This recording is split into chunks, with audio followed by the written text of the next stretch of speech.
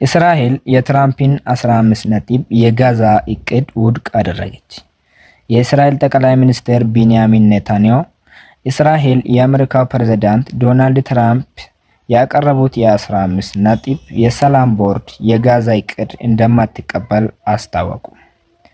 ኔታንያሁ እስራኤል ሰራዊቷን ከጋዛ ለማስወጣት ፈቃደኛ የምትሆነው ሐማስ ሙሉ በሙሉ ትጥቅ እስከሚፈታ ድረስ እንደማይሆን ገልጿል።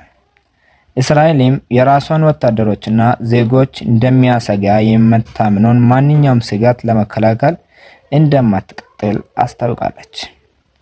ትራምፕ ባለፈው ወር ባቀረቡት እቅድ ላይ ከጋዛ ጦርነት ወደ ቀጣዩ የሰላም ሂደት ለመሸጋገር እድል መፍጠሩን ገልጾ ነበር። ትራምፕ እንደገለጹት ሐማስ ትጥቁን ለመፍታት ተስማምተዋል።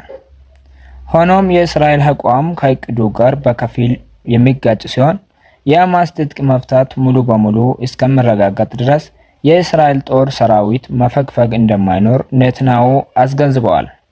ይህ አቋም በጋዛ የተስፋ ሰላም ሂደት እንዲጀመር የሚደረገውን ጥረት አዲስ ፈተና ውስጥ ሊከት እንደሚችል ተገልጿል።